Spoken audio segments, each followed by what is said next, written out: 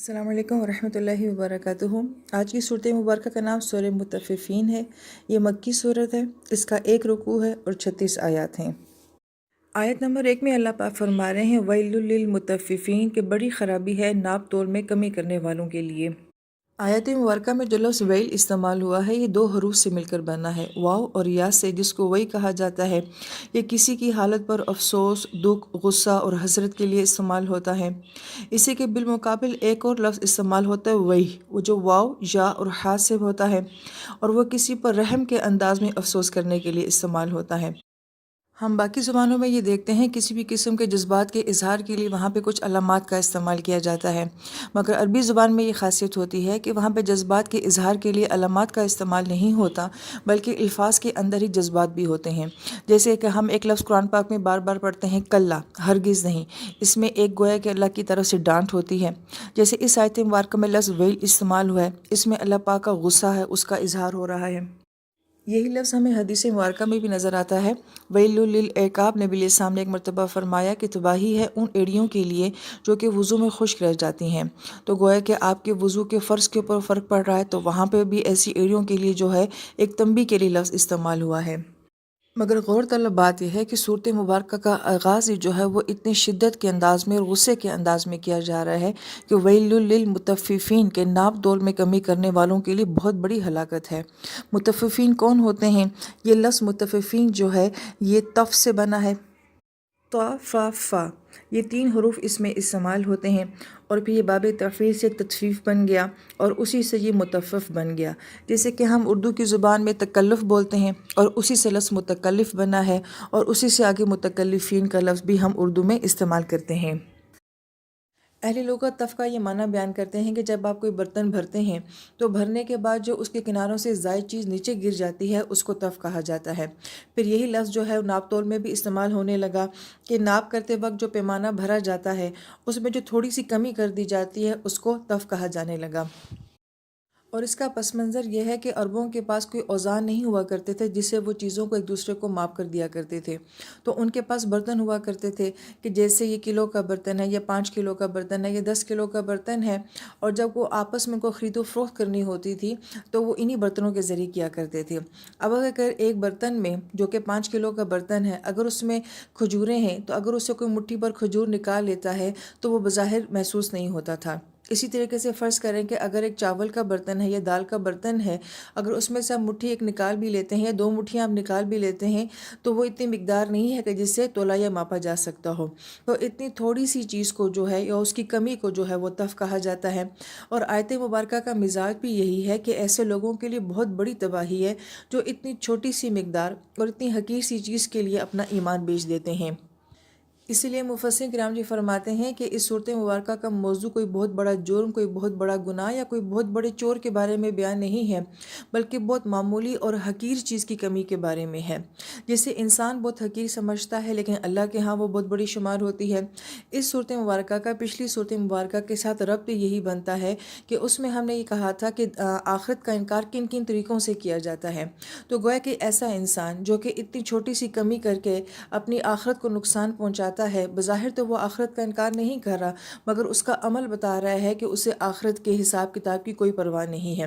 اسی طریقے سے پچھلی صورت مبارکہ میں ہم نے کاتبین کو دیکھا تھا، حافظین کو دیکھا تھا کہ ہمارے پہ ایسے فرشتے مقرر کیے گئے ہیں جو ہمارا ہر عمل لکھتے ہیں۔ تو گویا کہ اس صورت مبارکہ میں یہ بتایا جا رہا ہے کہ تمہارے اتنے چھوٹے چھوٹے سے عمل جو ہیں جنہیں تم بہت معمولی اور حقیر سمجھتے ہو وہ بھی تمہارے نامہ اعمال میں لکھے جا رہے ہیں۔ اسی بات کو حدیث مبارکہ میں یوں بیان کیا کہ آپ علیہ السلام نے حضرت عائشہ رضی اللہ تعالیٰ عنہ سے فرمایا کہ عائشہ چھوٹے چھوٹے گناہوں سے بچتی رہنا، یہ جمع ہو کر انسان کو تباہ کر دیتے ہیں۔ پھر ایک اور مقام پہ نبی علیہ السلام کے ساتھ ایک لشکر تھا اور جب کھانا بنانے کی ضرورت پڑی تو آپ نے صحابہ کرام سے فرمایا کہ چھوٹی چھوٹی چیزوں کو جمع کر کے لے کر آؤ، اور جب وہ جمع کر کے لے کر آئے تو آگ جلائے گی اور پورے لشکر کا کھانا تیار ہو گیا۔ تو اس مقام پہ نبی علیہ السلام نے صحابہ کرام کو سمجھانے کے لیے یہ بات فرمائی کہ جس طرح ان چھوٹی چھوٹی چیزوں نے تمہارے لشکر کے کھانے کو تیار کر لیا ہے، اسی طریقے سے انسان کی زندگی کے چھوٹے چھوٹے گناہ جو ہوتے ہیں وہ اس کو جہنم کی آگ میں جلانے کے لیے کافی ہو جاتے ہیں۔ اس آیت مبارکہ کے ضمن میں مفسرین کرام 2 حدیثوں کا حوالہ دیتے ہیں۔ پہلی حدیث مبارکہ میں ہے کہ 5 گناہوں کی 5 سزائیں ہوتی ہیں۔ نمبر 1 کہ جس معاشرے میں اللہ کے قانون کے خلاف فیصلے ہوں گے وہاں پہ فقر اور محتاجی آئے گی۔ نمبر 2 جو کہ اپنے وعدوں کو توڑے گا تو اس کے اوپر دشمن کو مسلط کر دیا جائے گا۔ تیسری بات فرمائی کہ جس معاشرے میں بے حیائی اور زنا عام ہو جائے گا وہاں پہ طاعون جیسی وبائیں جو ہیں وہ پھیلنا شروع ہو جائیں گی۔ چوتھی بات فرمائی کہ جو ناپ تول میں کمی کرے گا وہاں پہ قحط ہوگا۔ اور پانچویں بات فرمائی کہ جس معاشرے میں زکوٰۃ نہیں ہوگی وہاں پہ بارشوں کی کمی ہو جائے گی۔ اسی مضمون کو ایک اور حدیث مبارکہ میں یوں بیان کیا گیا ہے کہ جو شخص مال غنیمت کی چوری کرے گا اس کے اوپر دشمن کا رعب ڈال دیا جائے گا۔ دوسری بات فرمائی کہ جس معاشرے میں سود خوری ہوگی وہاں پہ موت کی کثرت ہو جائے گی۔ تیسری بات فرمائی کہ جو ناپ تول میں کمی کرے گا اس کا رزق قطع کر دیا جائے گا۔ چوتھی بات فرمائی کہ جو حق کے خلاف فیصلہ کرے گا وہاں پہ قتل اور خون عام ہو جائے گا۔ اور پانچویں بات یہ فرمائی کہ جو اپنے معاہدوں میں غداری کرے گا تو دشمن کا رعب اس کے اوپر ڈال دیا جائے گا۔ لیکن دونوں حدیث مبارکوں میں یہ بات غور طلب ہے کہ جہاں بھی ناپ تول کی کمی کا ذکر آیا ہے وہاں پہ یا تو قحط کا ذکر آیا ہے یا پھر رزق کے قطع ہونے کا ذکر آیا ہے۔ اس ضمن میں محدثین کرام نے اس حدیث کی وضاحت کرتے ہوئے جو رزق کے قطع ہونے کی صورتیں ہیں وہ بیان فرمائی ہیں اور وہ بہت غور طلب ہیں۔ کیا یہ آج سب کچھ ہمارے معاشرے میں نہیں ہو رہا؟ فرماتے ہیں کہ قطع رزق کی یہ صورتیں بھی ہو سکتی ہیں، یا تو یہ کہ بالکل رزق سے محرومی ہو جائے، عین ممکن ہے کہ یہ بھی ہو سکتا ہے۔ دوسری بات یہ فرمائے کہ رزق ہو مگر آپ اس کو کھا نہ سکیں، جیسے کہ آج کل ہم یہ دیکھتے ہیں کہ یہ چیز کھائیں گے تو بیمار ہو جائیں گے، وہ چیز کھائیں گے تو بیمار ہو جائیں گے۔ رزق ہمارے سامنے پڑا ہے مگر بیماری کے خوف سے ہم اس کو کھا نہیں سکتے۔ تیسری بات فرمایا کہ ہو سکتا ہے کہ قحط ہو جائے اور رزق سے محرومی ہو جائے۔ اور پھر فرمایا کہ یہ بھی ممکن ہے کہ رزق ہو مگر وہ اتنا مہنگا ہو کہ آپ کی دسترس سے باہر ہو۔ اب کتنے لوگوں کو ہم نے یہ کہتے ہوئے سنا ہے کہ ہم مچھلی نہیں کھا سکتے، ہم فروٹ نہیں کھا سکتے، ہم اتنا دودھ افورڈ نہیں کر سکتے۔ رزق ہے مگر وہ آپ کی دسترس سے باہر ہو گیا ہے، تو یہ بھی ایک محرومی کی شکل ہے۔ پھر وہی بھی فرماتے ہیں کہ ہم اپنے ہر معاملے میں دوسروں کے محتاج ہو گئے ہیں۔ ہم اپنے کاروبار کے لیے، اپنے علم کے لیے، اپنی ضروریات کے لیے کہیں ہمیں قوانین کا سامنا کرنا پڑتا ہے، کہیں ہمیں افراد کا سامنا کرنا پڑتا ہے، کہیں ہمارے پہ سفر کی پابندیاں آ جاتی ہیں، کہیں ہم دفتروں میں افسروں کے محتاج ہو جاتے ہیں، بلکہ افسروں سے بھی آگے جائیں، بعض اوقات تو آپ کو گیٹ کیپر سے اور چپڑاسی وغیرہ کی بھی جو ہے وہ منتیں کرنی پڑتی ہیں۔ کیا یہ سب محتاجی نہیں ہے کہ ہم ہر معاملے میں کسی دوسرے کے محتاج ہو گئے ہیں؟ ہمارے معاشرے میں یہ جملہ بولا جاتا ہے کہ جب تک سفارش نہیں ہوتی تب تک کوئی کام نہیں ہوتا، جب تک جان پہچان نہیں ہوتی آپ کو کوئی پوچھتا نہیں ہے۔ کیا یہ سب محتاجی ہی کی صورتیں نہیں ہیں کہ ہر انسان اپنے جائز حق کے لیے، اپنی جائز ضرورت کے لیے بھی کسی نہ کسی کا محتاج نظر آتا ہے؟ تو رزق قطع کرنے کی صورت صرف یہی نہیں ہوتی کہ وہ انسان بھوک اور افلاس سے مر جاتا ہے، بلکہ رزق قطع کرنے کی یہ ساری صورتیں بھی عین ممکن ہیں۔ اور اگر دیکھا جائے تو یہ زیادہ شدید صورتیں ہوتی ہیں کہ آپ کے سامنے ایک چیز ہوتی ہے مگر آپ اس کو حاصل نہیں کر سکتے۔ اب یہ ساری تفصیل سننے کے بعد ہمارے ذہن میں یہ بات آتی ہے کہ ناپ تول کی کمی کا تعلق تو دکانداروں کے ساتھ ہے یا تاجروں کے ساتھ ہے، اس کا ہمارے ساتھ تو کوئی تعلق نہیں، یا بالخصوص ہم خواتین کہیں گی کہ ہمارے ساتھ تو کوئی تعلق نہیں ہے۔ تو اس ضمن میں مفسرین کرام نے یہ حوالہ دیا ہے کہ حضرت عمر طلع عنہ نے ایک مرتبہ ایک شخص کو نماز پڑھتے ہوئے دیکھا، تو انہوں نے دیکھا کہ وہ شخص رکوع اور سجدے میں کچھ کمی کر رہا ہے، یعنی کہ صحیح طریقے سے رکوع نہیں کر رہا اور سجدہ نہیں کر رہا۔ تو آپ نے فرمایا کہ تم نے نماز میں تطفیف کی ہے، یہی لفظ آپ نے وہاں پہ بھی استعمال کیا کہ تم نے نماز میں تطفیف کی ہے۔ اس بات سے امام مالک رحمۃ اللہ علیہ نے ایک اصول بنایا، وہ فرماتے ہیں کہ ہر چیز کی ایک وفا ہوتی ہے، یعنی کسی چیز کو پوری وفاداری کے ساتھ مکمل طریقے کے ساتھ پورا کرنا ہوتا ہے، اور ہر چیز کی ایک تطفیف ہوتی ہے کہ اسی کام کو کسی کمی کے ساتھ کرنا تطفیف کہلاتا ہے۔ لہٰذا تطفیف کا تعلق ہماری عبادات، ہمارے معاملات، ہمارے حقوق، ہماری ذمہ داریاں اور فرائض ان سب کے ساتھ ہے۔ اب ہم میں سے ہر انسان کو یہ دیکھنا چاہیے کہ میں اس آیت کے ضمن میں کہاں کھڑی ہوں۔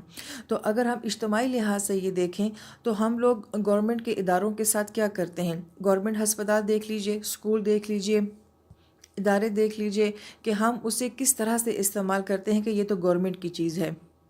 ہم نے تو اپنے معاشرے میں یہ دیکھا ہے کہ لوگ گورنمنٹ کی نوکری کو بہت ترجیح دیتے ہیں، اس وجہ سے نہیں کہ اس میں آپ عوام کی یا اپنے ملک کی خدمت بڑے اچھے طریقے سے کر سکیں گے، بلکہ اس لیے کہ وہاں پہ سہولیات زیادہ مل جائیں گی، تنخواہ آسانی کے ساتھ مل جائے گی، اور کام بہت تھوڑا کرنا پڑے گا۔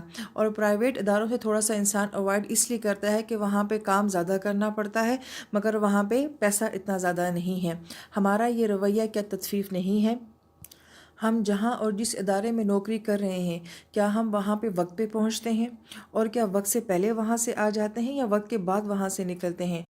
ہم نے اپنے بعض اکابرین کے بارے میں پڑھا کہ ان کے جن مدارس میں پڑھانے کا معمول تھا تو وہ اپنے ادارے میں وقت سے 5-10 منٹ پہلے پہنچ جایا کرتے تھے، اور اپنا وقت مکمل ہو جانے کے 5-10 منٹ بعد اپنے ادارے سے باہر نکلا کرتے تھے کہ کہیں ہماری اس معاملے میں تطفیف نہ ہو جائے اور ہم جو تنخواہ لے رہے ہیں وہ ہمارے لیے کہیں حرام نہ ہو جائے۔ ہم نے اپنا ایک ایک روپیہ جو ہے وہ حلال کرنا ہے۔ کیا ہم بھی اسی طریقے سے اپنے اداروں کے ساتھ وفاداری کرتے ہیں؟ ان کی چیزوں کے ساتھ ایسی ہی وفاداری کی جاتی ہے؟ کیا جو نوکری ہم لوگ کر رہے ہوتے ہیں ہمیں واقعی اس نوکری کی اہلیت ہوتی ہے، یا ہم قابلیت کے بغیر وہ نوکری کر رہے ہوتے ہیں اور تطفیف کا معاملہ کر رہے ہوتے ہیں؟ کیا میں اپنی مہارت کے مطابق یا اپنی قابلیت کے مطابق جو ہے وہ تنخواہ لیتی ہوں، یا مجھے خود سے ایسا محسوس ہوتا ہے کہ میری قابلیت اتنی نہیں ہے کہ جتنی مجھے تنخواہ دی جا رہی ہے؟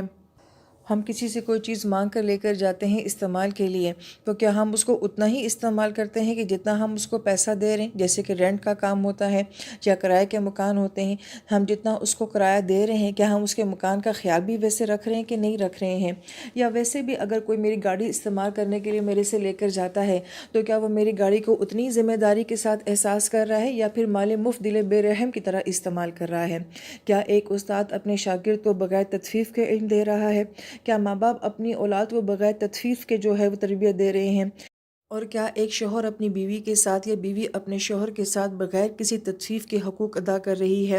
کیا ہم اپنے ماں باپ کے حقوق میں کسی قسم کی کوئی تطفیف تو نہیں کر رہے ہیں؟ اور بالخصوص ہمارا رویہ ہمارے پڑوسیوں کے ساتھ تطفیف والا تو نہیں ہے کہ ہم اس کی بجلی، گیس اور پانی میں کسی قسم کی کوئی رکاوٹ تو نہیں ڈال رہے ہیں، جو کہ آج کل ایک عام سی بات ہو چکی ہے؟ پھر کیا ہم اپنی عبادات میں تو تطفیف نہیں کر رہے ہیں؟ ہماری 5 نمازیں، ہماری روزانہ کی تلاوت، ہمارا نبی علیہ السلام کو درود بھیجنا، روزانہ استغفار کر کے اپنے گناہوں کو معاف کروانا، کیا ایسا تو نہیں ہے کہ ان عبادات میں ہم لوگ متفف بن رہے ہیں؟ یہاں تک کہ اہل علم نے تو یہ بھی بیان فرمایا ہے کہ ایسی جگہ جہاں آپ کو نرم گفتگو کرنی چاہیے وہاں آپ سخت گفتگو کرتے ہیں، یہ بھی آپ کے عمل کا تطفیف ہے، اور جہاں آپ کو سخت گفتگو کرنی چاہیے وہاں آپ نرم گفتگو کرتے ہیں، یہ بھی آپ کا تطفیف کا عمل ہے۔ کہ جو بندہ جس چیز کو ڈیزرو کر رہا ہے آپ اس کو وہ رویہ نہیں دے رہے، اس کو وہ حق نہیں دے رہے، اگر ادارے کو اس کا حق نہیں دے رہے، اپنے ملک کو اس کا حق نہیں دے رہے، اپنی عبادات کو اس کا حق نہیں دے رہے، تو پھر ہم بھی کمی کرنے والوں میں سے ہیں۔ اہل علم اس بات کو یوں بھی سمجھاتے ہیں کہ ہم خود اپنی ذمہ داری کو پورا نہیں کرتے، اپنے حقوق کو پورا نہیں کرتے، اپنی عبادات کو پورا نہیں کرتے، مگر ہمیں دوسرے سے یہ توقع ہوتی ہے کہ وہ پورا اپنا کام کرے، اپنی ذمہ داری پوری کرے۔ مثلا میاں بیوی سے یہ چاہتا ہے اور بیوی میاں سے یہ چاہتی ہے کہ وہ اپنے حقوق ادا کرے، وہ کہتے ہیں نہیں وہ اپنے حقوق ادا کریں۔ ہم اولاد سے چاہتے ہیں کہ ہماری اولاد پرفیکٹ ہو، فرما بردار ہو، با ادب ہو، لیکن ہم خود جو ہیں وہ صحیح ماں باپ بننے کی کوشش نہیں کرتے۔ استاد یہ کہتا ہے کہ میرا شاگرد جو ہے وہ بہت لائق قابل ہو، جو میں اس کو پڑھاؤں اس کو آنا چاہیے، مگر وہ خود ایک قابل استاد بننے کی کوشش نہیں کرتا ہے۔ حکمران چاہتا ہے کہ رعایا بہت اچھی ہو، رعایا چاہتی ہے کہ حکمران بہت اچھا ہو، تو گویا کہ ہمیں دوسروں سے ہے کہ وہ ہمارے لیے بہترین ہو جائیں، ہم اپنے آپ کو دوسرے کے لیے بہترین بنانے کی کوشش نہیں کرتے۔ مفسرین کرام یہ بات بھی فرماتے ہیں کہ کسی کو عزت نہ دینا، کسی کو سلام نہ کرنا اور اس کا کام پورا نہ کرنا، دوسرے سے پورے کی امید رکھنا، یہ سب بھی جو ہے متفف کا عمل ہی ہے کہ ہم لوگ کمی کے رویے اپنی ذات میں رکھتے ہیں مگر دوسروں سے پورے کی توقع رکھتے ہیں۔ لہٰذا ہر انسان دینے والا بنے، لینے والا نہ بنے۔ لیکن ہمارے معاشرے میں بات الٹی ہوتی جا رہی ہے، ہمیں سے ہر انسان لینے والا بنا ہوا ہے اور دینے کو کوئی تیار نہیں ہے۔ اہل علم بڑی پیاری بات فرماتے ہیں کہ اگر کوئی انسان ہمت کر کے نیکی کر بھی لیتا ہے، پھر اس نیکی کرنے کے بعد اگر اس کے اندر یہ خواہش ہے کہ میں اس نیکی کو کہلواؤں بھی، بتاؤں بھی اور جتاؤں بھی، تو وہ کہتے ہیں کہ گویا کہ یہ بھی متفف کا عمل ہے کہ جو نیکی آپ کر رہے ہیں اس کو اگر کہلوایا جائے گا، جتلایا جائے گا، بتایا جائے گا تو وہ نیکی نہیں رہتی ہے۔ لہٰذا ہم نے دینے والا بننا ہے، اور پھر نیکی کر کے جتانا نہیں ہے، کہلوانا نہیں ہے، بتانا نہیں ہے کسی کو۔